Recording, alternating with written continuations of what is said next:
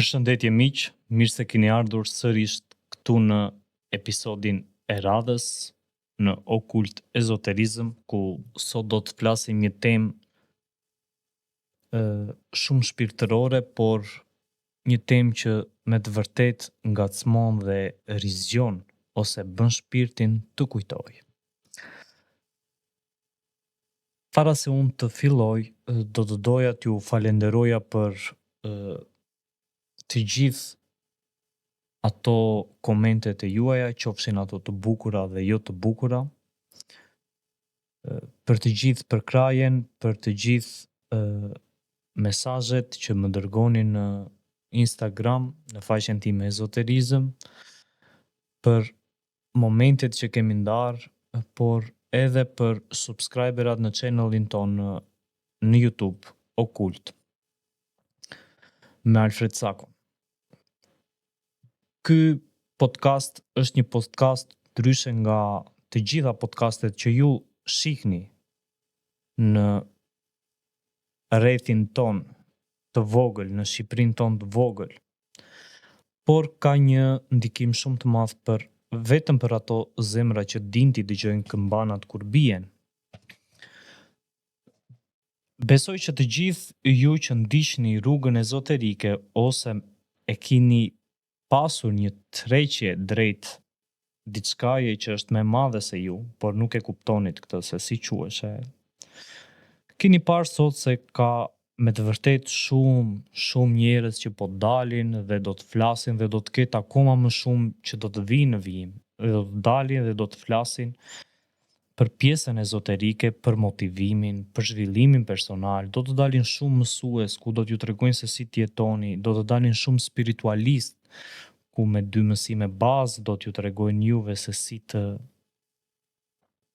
qëndroni në paqe dhe të kuptoni pjesët tuaja energjetike apo gjëra të kësaj natyre, dhe këtë do ta bëjnë kundrejt një shërbimi që deri këtu është normale sepse po ofrojnë një shërbim i cili nuk është i prekshëm, por është i përjetueshëm, por do ta bëjnë me një vlerë kolosale, ku mund të jetë 200 apo 300 euro një trajnim, dhe për këtë, nëse vërtet ja vlen, unë e them me plot gojë që ju mund të shkoni, sepse të njohësh pjesë të shpirtit nuk ka të krahasuar me vlerën monetare. Por shumica e këtyre janë thjesht fasada. Dhe unë nuk jam në garë, dhe kjo është arsyeja pse kam filluar që ti bëj videot apo podcastet e mia pa imazhin tim, sepse akoma kur ne të futemi më thellë në ezoterizëm, do të kuptoni se ne në thelb jemi qenie shumë sociale dhe ne zakonisht jemi të prirur ti përqafojmë apo ti përkrahim njerëzit kur i takojmë ose mendimet e tyre nga mënyra se si ata janë veshur. Pra kjo është ajo gjëja që ne bëjmë gabim. Ne i presim njerëzit se si janë veshur, por me kalimin e kohës natyra njerëzore ka një gjë të mirë brenda vetes saj. Ajo i përcjell ata se si flasin. Dhe ju këtu e kuptoni se me kalimin e kohës kush do të jetë fasada dhe kush do të jetë rruga e duhur drejt shpirtërores. Unë kam nevojë që të ri dhe të reklamohem gjatë gjithë kohës me një jetë luksi apo me atë idenë e të qenurit një ezoterist, duke u bërë sa më shumë mistik, duke vendosur kapela apo simbole të frikshme. Janë gjëra të cilat thjesht përdoren për marketing, simbolet kanë shumë vlerë, por kanë vlerë për jetën time ose për atë që e praktikon ezoterizmin në thelbin e tij. Unë nuk kam nevojë pse të praktikoj apo të ndaj me ju disa simbole për të dukur bukur te ju. Unë jo më kot kam zgjedhur ngjyrën e zezë, sepse ne gjithmonë na është thënë se rruga e drejtë është drita, dhe se ne gjithmonë duhet ta ndjekim dritën, pa e kuptuar se farat e një bime rriten në errësirë dhe pa e kuptuar se e zeza është themeli pa ngjyrë i gjërave. është burimi i gjithë qenies dhe përfaqëson trupin e inteligjencës absolute.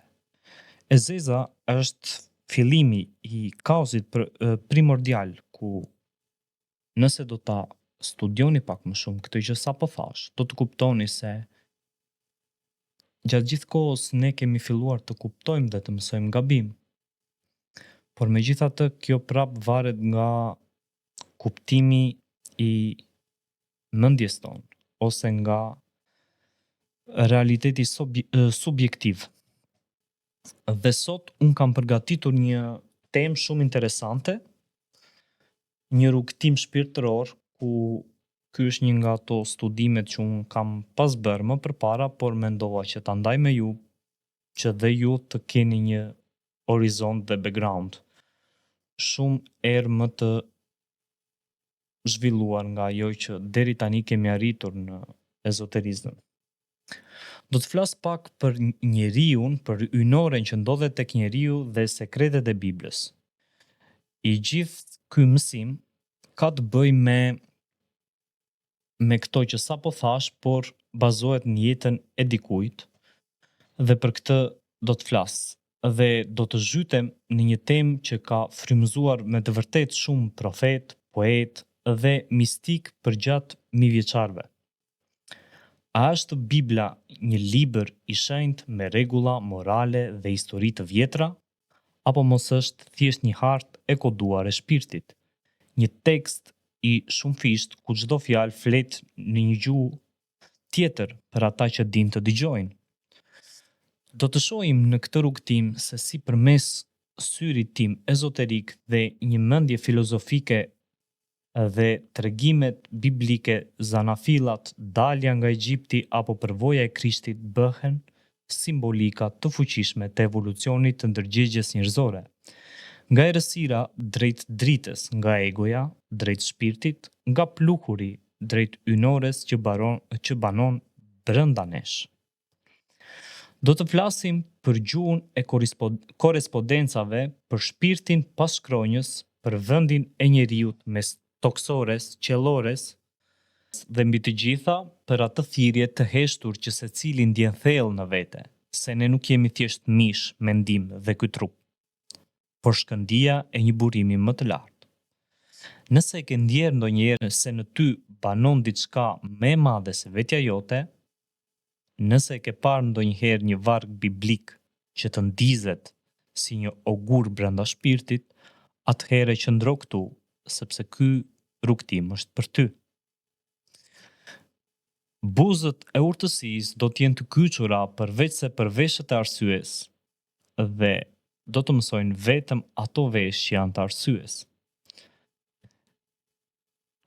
Dua të theksoj se ky studim, ashtu si thash më lart, është i bazuar mbi jetën e Emanuel Swedenborg.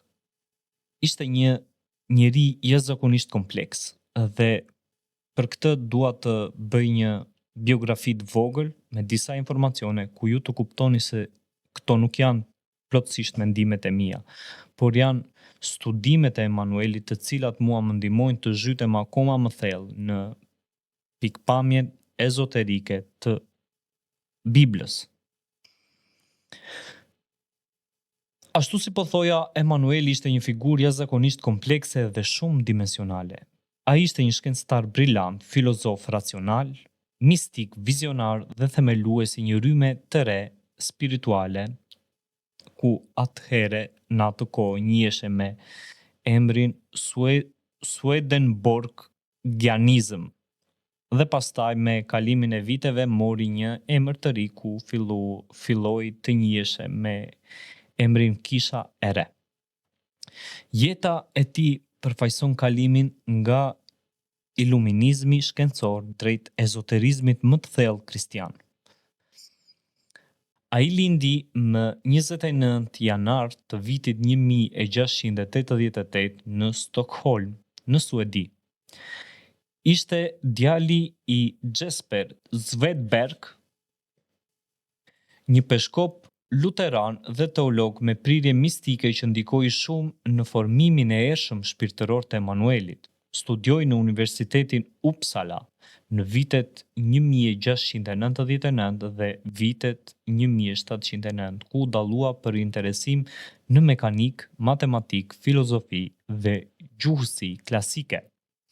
Ai udhëtoi në Europë në vitin 1710 deri në vitin 1715, ku në këtë periudhë vizitoi Anglinë, Hollandën, Francën, Gjermaninë për të studiuar zhvillime teknike dhe shkencore të tjera. Kontributet që ai dha ishin shumë të mëdha në këto fusha, si astronomia, mekanika, anatomia dhe mineralogjia. Botoi në vitin 1734, mos gaboj, një vepër me 3 vëllime ku e quajti vepra filozofike mbi mineralet, që trajton filozofi natyrore dhe strukturën e universit. Ai parashkroi koncepte të rëndësishme si neuronet, valët e trurit dhe një model mekanik të shpirtit që ndërvepron me trupin. U emërua si këshilltar mbretëror për kolegiumin e minierave në Suedi me një post me autoritet teknik dhe shkencor. Në moshën 55 vjeçare përjetoi rizgjimin shpirtëror, ku ai pa një seri ëndrash dhe vizionesh ku deklaron se i është hapur bota shpirtërore dhe se është thirrur nga Zoti për të qenë ndërmjetës mes qiellit dhe tokës. Në vitin 1744, në një darkë në Londër, pati një vizion të Jezus Krishtit dhe një përjetim ku ai ndjeu se ju dha mundësia të vizitonte parajsën dhe ferin.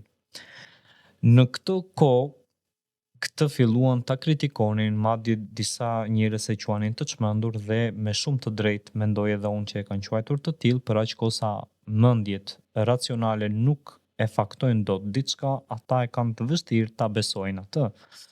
Sepse një mendje shkencore duhet të studioj shkencën për të bërë ateist. Unë kështu kam dalë në këtë konkluzion dhe mendoj se vetëm duke i faktuar gjërat ne nuk do mund ta kuptojmë plotësisht atë që ne me të vërtet jemi. Pas këtyre kritikave që filluan ta quanin dhe të çmendur, Swedenborg hoqi dorë nga aktiviteti shkencor dhe u përkushtua vetëm shkrimit të librave mistiko-teologjik. Ai hoqi dorë nga gjithçka, nga shkenca, nga studimet e tij dhe ju zhyt spiritualizmit ose shpirtërores, rrugës shpirtërore, sepse spiritualizmi nuk është fjala e dur për të qenë mistik. Ai shkroi mbi 30 vepra, shumica në latinisht, ku argumenton doktrina të reja për natyrën e Zotit, shpirtit dhe pavdekjes. Disa nga veprat të tija kryesore që mund të kemi këtu dhe do t'ja u rekomandoja dhe ju që ti kërkoni këto nëse do të mund t'i gjeni, sigurisht janë libra shumë të vjetër dhe unë ashtu si kam folur dhe flas dhe do të vazhdoj të flas, se nëse kërkoni mendime të reja në kokën tuaj, duhet lexoni libra të vjetër. Largoni nga fasadat e motivimit personal dhe largoni nga njerëzit që u tregojnë se si t'jetoni. Udhëtoni në të shkuarën për të kuptuar të ardhmen. Dhe këto libra janë Parajsa dhe Feri, botimi vitit 1758. Dashuria ynore dhe urtësia, botim i vitit 1756. Sekretet ynore të vitit 1749. Feja e vërtet kristiane, viti 1771. Dhe kjo ishte vepra e fundit e tij, ku përmbledh gjithë sistemin e tij teologjik sipas atyre që ai pretendonte se kishte parë. Bota shpirtërore e tij ishte se Parajsa dhe Feri nuk janë vende fizike, por gjendje të ndërgjegjes. Pas vdekjes shpirti hyn në një botë shpirtërore që reflekton gjendjen e tij të brendshme. Bibla ka një kuptim të brendshëm ezoterik, që vetëm nëpërmjet iluminimit shpirtëror mund të zbulohet, thotë. Zoti është një i mëshiruar tërësisht në Jezu Krishtin, por i kuptuar në mënyrë më simbolike dhe jo trinitare, si në doktrinën tradicionale. Engjëjt janë shpirtra njerëzor që kanë arritur një nivel të lartë dashurie dhe urtësie. Feri nuk e krijon Zoti, por vetë njeriu përmes egos, urrëties dhe mungesës së dashurisë. Ne mund të shikojmë këtë në jetën tonë të përditshme, thotë. Dhe unë për këto që Emanueli thot, kam hulumtuar dhe me të vërtetë janë shumë domethënëse. Unë nuk pretendoj apo të këmbgul që ju t'i besoni dhe këto janë jeta e vërtetë apo janë kuptimi i të vërtetës, por ju mund të merrni më të mirën që është për mendjen tuaj dhe për shpirtin tuaj dhe të bëni krahasimet me ato që ju keni mësuar deri tani dhe me këto që ju do të mësoni. Dhe po ta mendosh, për shembull, parajsa dhe feri qëndrojnë ende brenda trupit tonë. Ne mund të jemi djalli, mund të jemi dhe Zoti, ne mund të bëhemi të dhëmshur, por mund të bëhemi dhe vrasës. A nuk janë këto të dyja, parajsa dhe feri, për jetën tonë? Vdekja e tij që ta mbyll pak këtë biografinë.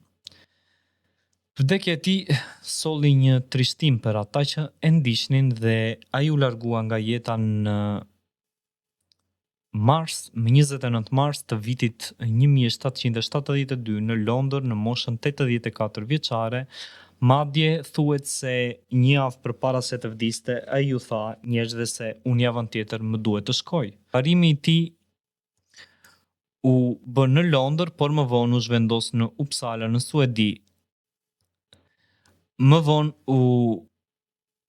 në periudhën e tij para se të vdiste, ai themeloi dhe rrymën e tij ose kishën e re e lëvizjes spirituale që mbështet mësimet e tij, ndikoi mendimtarët si William Blake, Ralph Emerson, Carl Gustavo Jung dhe shumë të tjerë, si dhe një nga mendimtarët më të mëdhenj dhe ezoteristët më të mëdhenj të gjitha kohërave, Manly Palmer Hall. Shkolla e tij shpirtërore vazhdon të studiohet në qarqe të larta ezoterike dhe mistike dhe jo nga njerëzit e thjeshtë dhe ata që janë të brumosur me doktrina apo me ata njerëz të cilët nuk duan të shohin përtej enës së tyre që kanë. Jeta e tij përfshihej në një trini, atë trininë e shenjtë që ne e shohim akoma dhe sot në Bibël, por me një ndryshim se ky nuk pretendonte se trinia i përkiste Atit, Birit dhe Shpirtit të Shenjtë, por shkencës, mistikës dhe ndriçimit. Në qasjen e Emanueli ndaj Biblës që unë kam parë, ishte shumë interesant dhe mora ta sjell tek ju.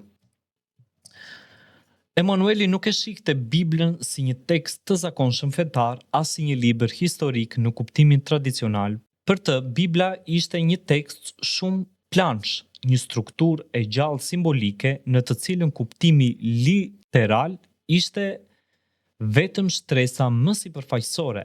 Ai propozoi atë që quhet doktrina e kuptimit të brendshëm të shkrimeve të shenjta. Tri shtresat e Biblës sipas Emanuelit ishin kuptimi literal, që do të thotë se kjo ishte shtresa e parë ku është ajo që njerëzit e thjesht lexonin, tregime, ligje, ngjarje historike. Ai nuk e mohon vlefshmërinë e këtij kuptimi, por thotë se është e nevojshme të mos ndalemi vetëm në tregimin që Bibla ka. Përndryshe, shpirtëroria do të mbetet e fshehur. Kuptimi i dytë është kuptimi moral dhe psikologjik. Çdo ngjarje biblike përfaqëson gjendje të brendshme të shpirtit të njeriut. Për shembull, Eksodi nga Egjipti përfaqëson çlirimin nga dëshirat e ulta dhe kalimin drejt një jete më shpirtërore. Personazhet si Mojsiu, Davidi, Gjoni, Pagzori janë arketipe të zhvillimit të ndërgjegjes dhe jo personazhe reale. Kuptimi më i thellë, për shembull, është pika e tretë, që ai ndalet dhe zhytet këtu, dhe ndërkohë dhe unë jam zhytur në këtë pikë ku vazhdoj të studioj dhe të marr kuptimin më të madh që duhet të kuptoj mbi rrugëtimet ezoterike. Megjithatë, kam përgatitur shumë informacion dhe kemi kohë sot, sepse e kam rezervuar gjithë ditën për vete, sepse ishte një material pak i gjatë, por shpresoj që do të sjellim një kuptim të mirë. Në kuptimin e tretë, që është kuptimi thellë ose ai qiellor ose shpirtëror, është kuptim i rezervuar për engjëjt dhe ata që janë të ndriçuar nga Zoti ose ata që janë klavojantë, që kërkojnë të kuptojnë përtej gjërave normale. Në këtë nivel, çdo fjalë përfaqëson strukturë ynore të realitetit dhe jo tregime apo gjëra morale dhe kuptime psikologjike. Fjalët nuk janë më veç se shenja të një gjuhë universale të shpirtit, që nuk mund të kuptohet pa ndriçim të brendshëm. Është e kotë që njerëzit të enden mbi Bibël me vite të tëra dhe ndoshta nuk do t'i kuptojnë kurrë, derisa të ndodhë rizgjimi shpirtëror, pretendonte Emanuel. Ai zhvilloi një sistem të gjerë të cilin e quajti korrespondenca, një lidhje mistike ndërmjet gjërave fizike dhe realiteteve shpirtërore. Gjithçka që është në natyrë është një përgjigje fizike ndaj diçkaje shpirtërore, thot. Për shembull, uji në Bibël nuk është vetëm uji fizik ashtu si ne mendojmë në kokat tona, por korrespondon me të vërtetën ynore. Zjarri nuk është vetëm zjarri që na ngroh, por është dashuria ose pasioni. Jeruzalemi nuk është vetëm qyteti që ne njohim, por simboli i mendjes së ndriçuar dhe i shpirtit të shenjtëruar. Ai e sheh gjithë universin si të organizuar sipas një arkitekture korrespondente midis qiellit dhe tokës. Bibla është arta e kësaj strukture. Në një pikë tjetër, ai e përmend rolin e Jezusit dhe trininë ynore. Ai e mohon trininën në formën tradicionale, Atë, Bir, Shpirt i Shenjtë si persona të ndarë. Për te, ka një Zot të vetëm që është Zoti i Biblës, i mëshiruar në Jezu Krishti. Krishti përfaqëson bashkimin e ynores me njerëzoren dhe në këtë bashkim ai sheh modelin e përsosjes së shpirtit njerëzor. Për Swedenborgun, Bibla nuk ishte për të gjithë. Kjo është shumë e rëndësishme dhe ai thoshte qartë se jo të gjithë mund ta kuptojnë Biblën në thellësi. Vetëm ata që janë të rilindur shpirtërisht, që jetojnë me dashuri për Zotin dhe për të tjerët. Lexuesi që e shikon Biblën vetëm me sytë e arsyes natyrore apo me mendje racionale do të shohë vetëm errësirë, por lexuesi i ndriçuar sheh dritën e qiellit që del nga çdo varg. Pra Bibla është një libër i koduar që hapet vetëm për ata që janë të gatshëm të braktisin egon dhe të rilindin nga brenda. Vetëm kur të ik velloja nga syt, ju do të shihni, ka thënë Minley Palmer Hall. Kemi marrë disa vargje të cilat unë kam lexuar Biblën dhe jam përpjekur t'i jap sa më shumë kuptim nga pikpamja e Emanuelit, por edhe pikpamja ime tashme që është në rrugëtimin e përbashkët të Emanuelit, por unë studioj dhe gjërat e tjera, ndërsa Emanueli ishte zhytur në këtë dhe kishte arritur shumë dhe duke kërkuar ne mund të marrim shumë gjëra, të gjejmë shumë gjëra që na japin kuptimin për ta bërë jetën tonë më të thjeshtë. Do të ndalem në disa vargje në Bibël dhe do të them dhe analizën time për këto vargje se ku fshihet sekreti sipas një syri klavojant ose ezoterist ose një syri ezoterik që përpiqet të kuptoj përtej fjalëve dhe rreshtave. Ndalemi pak te Mateu 6, vargu 22 dhe 23. Syri është llamba e trupit. Nëse syri yt është i pastër, gjithë trupi yt do të jetë i ndriçuar. Por nëse syri yt është i keq, gjithë trupi yt do të jetë në errësirë. Syri është llamba e trupit. Nëse syri yt është i pastër, gjithë trupi yt do të jetë i ndriçuar. Por nëse syri yt është i keq, gjithë trupi yt do të jetë në errësirë. Ky varg na fton në një eksplorim të thellë të asaj që shohim, jo me syt tan fizik, por me syrin e brendshëm, me atë që shpesh është përshkruar si syri i tretë. Vendi ku intuita, ndjeshmëria dhe ndërgjegja ndriçon për te shqisave. Jezusi na paralajmëron se qartësia e këtij syri është e vetmja mënyrë për të ndriçuar gjithë qenien tonë.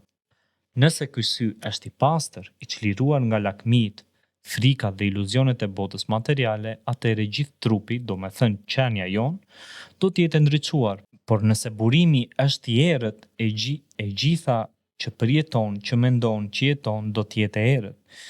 Kjo është një thirrje për të pastruar jo trupin, por ndërgjegjen. Nuk është syri që sheh dritën, është drita që ndriçon syrin. E nëse kjo dritë është errësirë, si mund ta njohësh të vërtetën? Do të kalojmë në një pikë tjetër.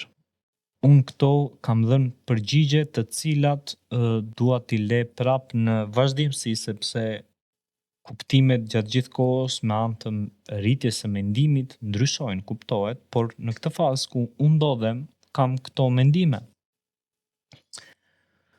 Korintasve 3, do me thënë, vargu kapitulli 3, vargu 16, dhe aty thuhet: a nuk e dini se jeni tempulli i Perëndisë dhe fryma e Perëndisë banon në ju? Ky varg rënon çdo koncept i jashtëm të shenjtërisë. Ne nuk kemi nevojë të shkojmë në një tempull prej guri për të takuar Zotin, sepse tempulli është vetë trupi ynë dhe banesa e shenjtë është brendësia jonë. Çdo frymëmarrje, çdo rajë zemre, çdo çast i ndërgjegjshëm është një akt adhurimi kur njeriu përjeton veten si tempull. Tradita ezoterike këtë e ka ditur gjithmonë. Mikrokozmosi është pasqyrë e makrokozmosit. Trupi i njeriu të struktura sipas të njëjtit rend kozmik që ndërton galaktikat. Dhe në qendër të këtij tempulli është fryma, energjia jetësore, forca që animon dhe vetëdijson gjithçka. A e ke ndjerë ndonjëherë këtë frymë që banon të ty? A je ndalur ndonjëherë për të përshëndetur këtë gjë? Ky varg është një ftesë për të filluar që ti të dëgjosh atë që është gjithmonë brenda, por shpesh mbetet e padukshme. Dhe për ta faktuar këtë që kjo energjia jetësore është frymë, unë kam bërë një emision më përpara dhe kam folur që fryma është ynore, sepse nëse ne ngelim pa frymë, ne humbim anën tonë të vetëdijshme dhe humbim të gjithë funksionet e trupit. Provoni të qëndroni pa frymë 2 minuta, ju do të humbni të gjithë kontrollet, do ta fikni sistemin tuaj. Pra fryma është jetë, është energjia jetësore. Ndalemi pak tek Psalmi 46:10. Pushoni dhe njihni se unë jam Perëndia. Ky varg është një udhëzim i thjeshtë, por i fuqishëm. Ndaluni, heshtni. Ndaloni përpjekjen për të kërkuar, për të kuptuar, për të zgjidhur, sepse njohja e vërtet, përjetimi i Zotit nuk ndodh përmes përpjekjes, por përmes dorëzimit. Këtë thoshte edhe Buda, këtë thoshin të gjithë njerëzit që e kishin kuptuar të vërtetën. Zakonisht po t'i shohësh njerëzit përpiqen që të kapin të përsosurën, përpiqen që të kuptojnë kuptimin, por në të vërtetë është e kundërta. Sa më shumë përpiqemi, ne aq më larg shkojmë ndaj burimit ynor. Pra, ne duhet të qëndrojmë. Kur pushon mendja, fillon të dëgjohet zëri i shpirtit. Në librin nga Paulo Coelho, Alkimisti, që është një nga librat më të bukur që unë kam lexuar në fillimet e mia, thotë se vetëm atëherë kur qëndrojmë qetësi, zemrat fillojnë të na flasin. Jo në zhurmë, jo në lutje të bujshme, por në heshtje të thellë, aty ku ndal lëvizja dhe fillon përjetimi, aty ku nuk ka më një unë që kërkon dhe një Zot që fshihet, por vetëm një vetëdije e pranishme që dëshmon qetësinë ynore.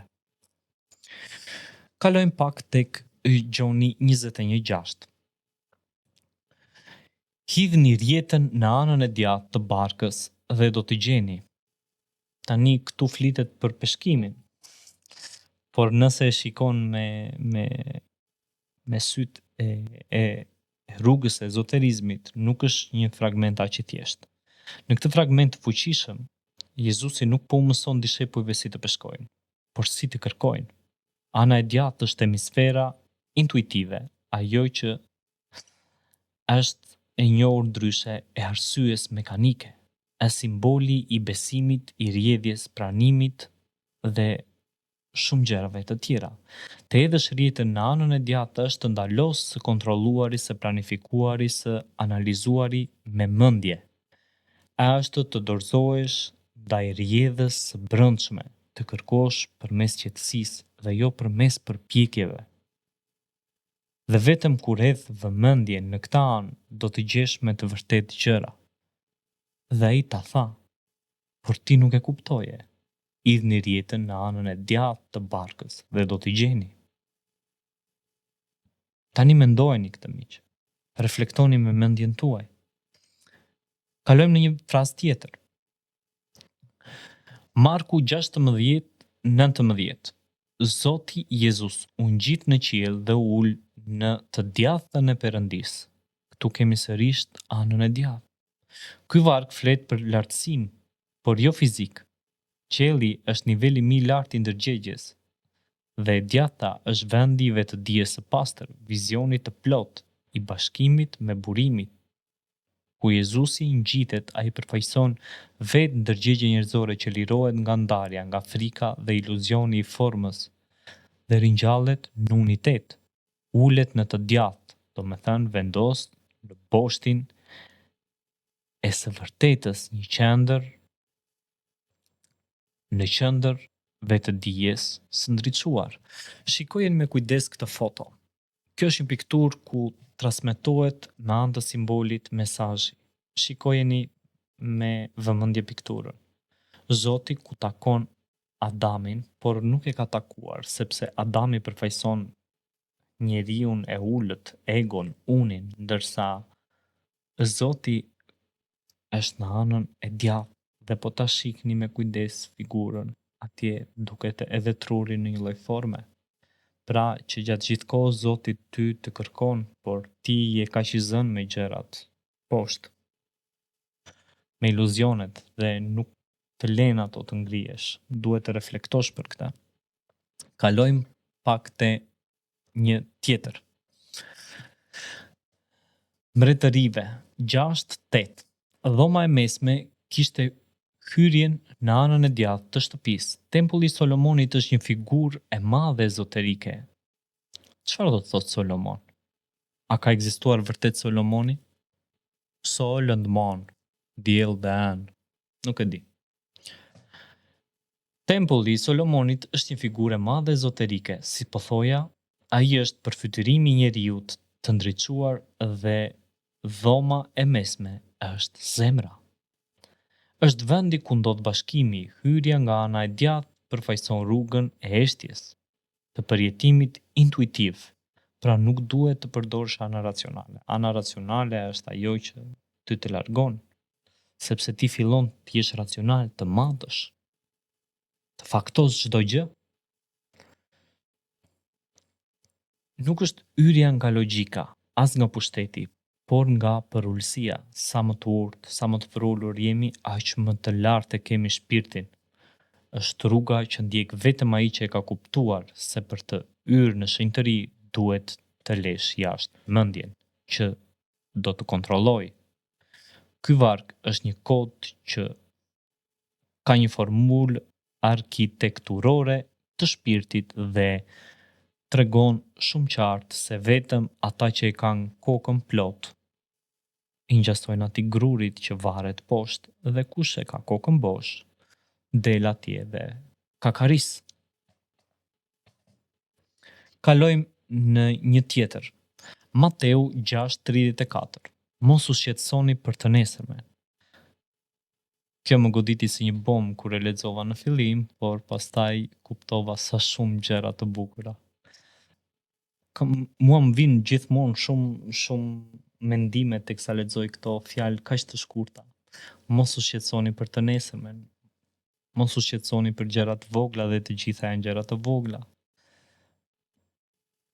Mos u shqetësoni për të nesërmen ka të bëjë me mendjen moderne, është e ndërtuar mbi frikën e të nesërmes. Gjithçka planifikojmë, bëjmë dhe llogarisim është një përpjekje për të kontrolluar të ardhmen. Por Jezusi flet për një realitet të ri, një vetëdije që jeton në përjetësi. Ti mos u shqetëso. Për të nesërmen nuk do të thotë të jesh i papërgjegjshëm, por të jesh i vetëdijshëm, sepse vetëm kur je i pranishëm, vetëm kur jeton tani, mund të jesh i lirë. Ne kemi harruar kuptimin e fjalës tani. Ne thjesht e themi atë, por nuk e përjetojmë brenda vetes tonë. Dhe kjo neve na vret, na bën të pasigurt, na sjell anktin, mungesat, depresionin, frikrat, dështimet. Dhe ne gjatë gjithë kohës shqetësohemi.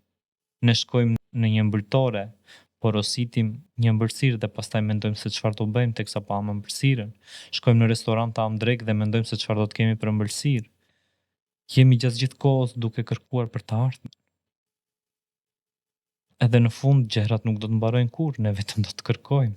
Dhe kjo nuk do ta sjellë kurrë të qenurit i lirë tani.